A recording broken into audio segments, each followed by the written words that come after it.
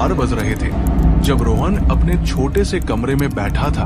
Computer की screen पर काम करते करते थक गया था। उसकी जिंदगी उतनी ज्यादा एक्साइटिंग नहीं थी, बस दिन भर की नौकरी और थोड़ा बहुत मोबाइल गेम्स। तभी अचानक उसका फोन बजा। अरे इतना लेट? कौन होगा इतने रात को? शायद कोई प्रैंक तो नहीं? चलो उठाता हूँ। Hello hello. फोन से धीमी आवाज आती है। तुम मुझे भूल गए। रोहन डर के मारे पीछे हटता है। ये क्या बकवास है? कौन है? बंद कर यार, मजाक नहीं चल रहा है। पर फोन की स्क्रीन पर उस अजीब लाइन के अलावा कुछ नहीं दिख रहा था। कोई नाम नहीं, कोई नंबर नहीं, बस वही एक लाइन, तुम मुझे भूल गए। अच्छा, तुम मुझे भूल गए? वैसे तो मैं खुद अपने दोस्तों को भूल जाता हूँ, तुम तो लकी हो। हंसते हुए फोन रख देता है। रोहन को लगा कि ये कोई मजाक या फिर कोई अजीब टेक्निकल ग्लिच है, लेकिन उस रात से उसकी जिंदगी में कुछ अजीब होने वाला था। वो खुद नहीं जानता था। अगले दिन रोहन को लगा कि वो रात की अजीब कॉल बस एक मजाक थी, लेकिन जैसे जैसे दिन बीतता गया, फोन पर वही रहस्यमयी लाइन बार बार आने लगी। हर बार जब फोन बजता, स्क्रीन पर बस यही शब्द चमकते, तुम मुझे भूल गए। अरे यार, इतना बार कॉल करने का क्या फायदा? मोबाइल बंद कर दूं क्या, या फिर ब्लॉक करूं? ये नंबर अगर होता तो नंबर तो दिखता ना। फोन बजता है फिर से। हेलो, फिर से वही, तुम मुझे भूल गए? अरे इतना मत बुलाते रहना, मैं नहीं भूलता। फोन अचानक कट जाता है। रोहन की हिम्मत अब हारी हारी सी लगने लगी थी। फोन की ये कॉल्स इतने सन्नाटे में आती जैसे कोई उसकी जिंदगी में छुपा हुआ भूत हो। ये सब बस दिमाग की बातें हैं। शायद कोई दोस्त मजाक कर रहा है। नहीं नहीं, दिमाग खराब हो रहा है मेरा। लेकिन सबसे अजीब बात ये थी कि फोन की बैटरी भी खुद ब खुद गिरने लगी थी और कभी कभी फोन की स्क्रीन पर एक पुरानी धुंधली सी तस्वीर आ जाती, पर जब रोहन ने उसे जूम किया तो वो तस्वीर कहीं गायब हो जाती। ये फोन भी कोई नॉर्मल चीज नहीं रहा, कुछ तो गड़बड़ है। रोहन को अब समझ आ रहा था कि ये कोई मजाक नहीं है, उसके पीछे कोई अनजान रहस्य छुपा था और वो उसे हर रोज अपने फोन के जरिए याद दिला रहा था। अगली सुबह रोहन ने फैसला किया कि अब इस रहस्य को खुद सुलझाना होगा। उसने उस नंबर को ट्रेस करना शुरू किया, पर नंबर कहीं रिकॉर्ड में नहीं था, जैसे ये फोन किसी की यादों में दफन था।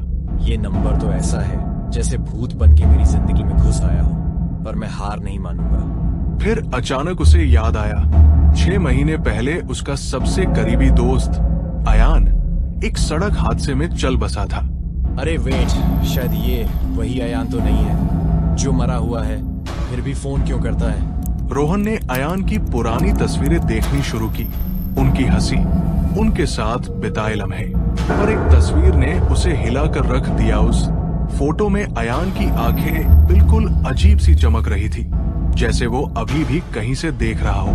अयान, तू मरा हुआ है, पर तेरी आंखें तो जैसे हॉरर मूवी के वैम्पायर जैसी हैं। लगता है प्रैंक करने का तेरी आदत जिंदगी के बाद भी नहीं गई। लेकिन तभी उसके फोन पर फिर से वही कॉल आई। स्क्रीन पर चमकती लाइन, तुम मुझे भूल गए। ये बात तो सही है, पर क्या मुझसे भुलाने की कीमत इतनी भयानक हो सकती है? रोहन की जिंदगी अब पूरी तरह उलझन में थी। क्या अयान सच में कुछ कहना चाहता था या ये सिर्फ एक बेतुका भूतिया मजाक था? रोहन ने अब तय कर लिया था कि अगर अयान वापस लौटा है तो यूं ही नहीं लौटा। वो सीधा अपने पुराने लैपटॉप की ओर गया, जिसमें अयान के भेजे पुराने मैसेज, फोटो और वॉइस नोट्स थे। चलो देखते हैं, कहीं कोई क्लू मिल जाए, और अगर कुछ न मिला तो कम से कम पुरानी यादों में थोड़ा सुकून तो मिलेगा। वो एक एक करके पुराने नोट्स सुनने लगा। अयान की वो फेमिलियर हंसी, उसका मजाक उड़ाना, और फिर एक नोट पर उसकी नजर अटक गई। डेट थी अयान की मौत से 1 दिन पहले की। रोहन, अगर तुझे ये सुनाई दे रहा है तो समझ कुछ गलत हो रहा है। मुझे कोई कॉल कर रहा है जो इंसान नहीं है। आवाज कहती है, तुम मुझे भूल गए। रोहन हक्का बक्का, घबराए हुए। ये क्या, वही लाइन? ये तो मुझसे पहले अयान को भी। रोहन का दिल धड़क उठा। क्या ये कोई नई बीमारी है, टेक्नोलॉजी में घुसा कोई भूत, या फिर वो जो अयान के साथ हुआ अब रोहन के साथ हो रहा है? ब्रो, अगर तू मजाक कर रहा है ना, तो भूत बनके भी ट्रोलिंग बंद नहीं की तूने। रोहन का हंसना सिर्फ एक बहाना था। अंदर से वो अब डर की गहराइयों में डूब रहा था। एक पुराने दोस्त की आखिरी चीख अब उसकी हकीकत बनती जा रही थी। अब ये खेल सिर्फ कॉल्स और मैसेज तक नहीं रुकेगा। अयान का अगला कदम क्या होगा? रोहन अब डर से ज्यादा उलझन में था, लेकिन अब उसे यकीन हो गया था जो कॉल्स उसे आ रही थी वो मौत से पहले अयान को भी आती थी। अब सिर्फ एक ही रास्ता बचा था, उस जगह पर जाना जहां अयान की मौत हुई थी। अगर नेटफ्लिक्स पे होता तो अब तक मैं मर चुका होता, लेकिन रियल लाइफ में ना मैं हीरो हूँ और ना ही राइटर। फिर भी चल रोहन, चल देखते हैं क्या छिपा है वहां। वो अपनी पुरानी बाइक उठाकर सीधा एमजी रोड फ्लाईओवर की ओर निकला, वही जगह जहां अयान का एक्सीडेंट हुआ था। रास्ते में हर लाइट पोस्ट अजीब तरह से झिलमिला रही थी, जैसे किसी ने उस रास्ते को पकड़ रखा हो। ये लाइट पोल्स ऐसे ब्लिंक कर रही हैं जैसे मुझे मोर्से कोड में कुछ बोलना हो। Hope it's not run. अचानक बाइक रुक गई, एकदम उसी जगह जहां अयान की जान गई थी। यही था ना, तू यहीं गिरा था। अयान, अब तू क्या चाहता है मुझसे? तभी पीछे से ठंडी हवा का झोंका आया और एक आवाज गूंजी, पर इस बार फोन से नहीं, रोहन के कानों में सीधा। तो आखिरी इंसान था जिसने मुझसे वादा किया था कि मुझे कभी नहीं भूलेगा। ब्रो, वादा तो निभाऊंगा, पर अब तू सामने आकर सुलझा लेना यार। उस जगह की हवा अब भारी हो चली थी। रोहन जान चुका था ये सिर्फ कोई भूतिया मैसेज नहीं, ये अधूरी दोस्ती की एक अधूरी मौत थी। उस सुनसान ठंडी रात में एमजी रोड फ्लाईओवर के नीचे रोहन की धड़कनें इतनी तेज हो चली थी कि वो खुद की आवाज भी सुन सकता था। अचानक ठंडी हवा के बीच एक धुंधली परछाई सामने उभर आई। अयान की परछाई।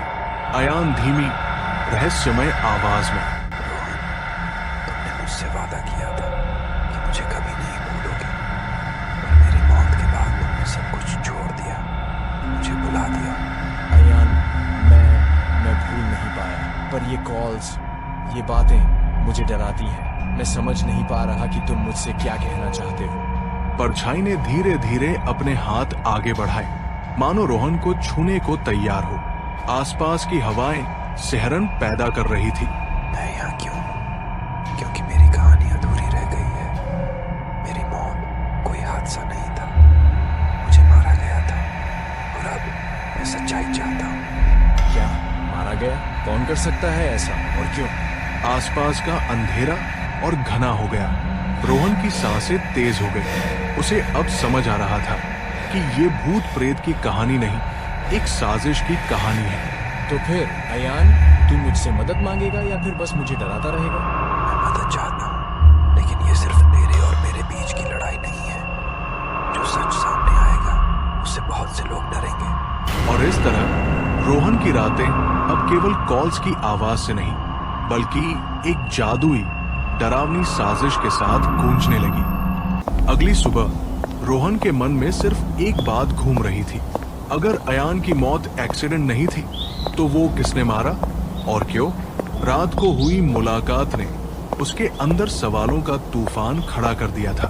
किसी को पता नहीं चला, पुलिस ने भी केस क्लोज कर दिया था, लेकिन अगर कोई जानबूझकर उसे मरवाना चाहता था तो उसके पीछे क्या राज था? रोहन ने अयान के पुराने सोशल मीडिया पोस्ट, चैट्स और फोटो खंगालने शुरू किए। तभी उसे एक नाम बार बार दिखा, उनका एक पुराना दोस्त जो अब किसी मल्टीनेशनल कंपनी में बड़ा अफसर बन चुका था। विक्रम? ये वही विक्रम है जो अयान के आइडियाज चुराकर खुद आगे निकल गया था। कहीं नहीं, क्या वो इतना नीचे गिर सकता है? रोहन ने तुरंत विक्रम को कॉल लगाया, पर कॉल बिजी आया। तभी फोन पर फिर वही कॉल आई। स्क्रीन पर चमकता मैसेज, वक्त आ गया है, उससे मिल। तेरी टाइमिंग भी मार्वल विलन जैसी परफेक्ट होती है अयान। अब तू भी चाहता है कि मैं विक्रम से मिलूं? रात के अंधेरे में रोहन विक्रम के घर पहुंचा। गेट खुला था और अंदर से हल्की सी रोशनी आ रही थी। रोहन, तू यहाँ इस वक्त? सीधा सवाल कर रहा हूँ। अयान की मौत सिर्फ एक्सीडेंट नहीं थी ना? तू तू जानता है इसके पीछे क्या है। विक्रम का चेहरा एक पल को सख्त हुआ, फिर हल्की सी मुस्कान आई, लेकिन उस मुस्कान में दोस्ती नहीं, डर और साजिश की बू थी। अब राज सामने था, पर क्या विक्रम ही असली गुनहगार है? विक्रम की मुस्कान अब ठंडी हो चुकी थी। कमरे में हल्का सा अंधेरा और एक अजीब सी बदबू फैल रही थी, जैसे कुछ सड़ रहा हो या कोई मरा हो। विक्रम धीमी खतरनाक आवाज में, तो आखिरकार तुझे सब समझ आ ही गया रोहन, लेकिन जो तू सोच रहा है सच उससे कहीं ज्यादा डरावना है। मतलब तू ही था ना जिसने अयान को धोखा दिया, उसका आइडिया चुराया और फिर उसे मार डाला। मारना तो मैं चाहता था, लेकिन सच बताऊं, मैंने उसे नहीं मारा। उसने खुद को मुझ पर कुर्बान किया, क्योंकि किसी और ने उसे पहले ही पकड़ लिया था। इतने में घर की सारी लाइटें बंद हो जाती है। चारों तरफ अंधेरा और एक फटी सी चीख, तुम मुझे भूला क्यों? अयान, तू यही है ना? दिख तो सही।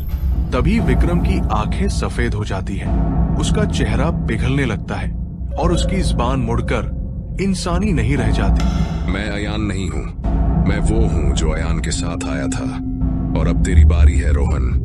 नहीं नहीं, ये सब क्या है? विक्रम अब हवा में उठ रहा था, उसकी परछाई पूरे कमरे में फैल रही थी। दीवारों पर खून से लिखा था, हर दोस्ती की एक कीमत होती है। मैं तो कब का चला गया, लेकिन जिस आत्मा ने मेरी मौत ली थी वो अब तेरी तलाश में है। पर मैंने क्या किया है? कमरा गूंजने लगता है, हर दिशा से बस एक ही लाइन, तुम मुझे भूला क्यों? तुम मुझे भूला क्यों? एक हफ्ते बाद रोहन का फोन किसी और के हाथ में है। स्क्रीन पे एक मिस्ड कॉल और नीचे लिखा है, तुम मुझे भूल गए। एक पुराना डस्टी मोबाइल शॉप, रात का समय है। दुकानदार एक पुराना फोन ठीक कर रहा है, जो अचानक खुद ब खुद ऑन हो जाता है। फोन स्क्रीन पे टेक्स्ट चमकता है, नया शिकार तैयार है। दुकानदार घबराकर पीछे हटता है। तभी एक टीनेजर लड़की शॉप में आती है। एक्सक्यूज मी, कोई पुराना फोन मिला था क्या? मेरे भाई का खो गया था, नाम था रोहान। ये रहा, पर मैम इसमें कुछ अजीब सा है। फोन की स्क्रीन अचानक खुद चलने लगती है। कॉन्टैक्ट लिस्ट में सिर्फ एक नाम, तुम मुझे भूल गए। कुछ कहानियां कभी खत्म नहीं होती, वो बस अगले शिकार का इंतजार करती है।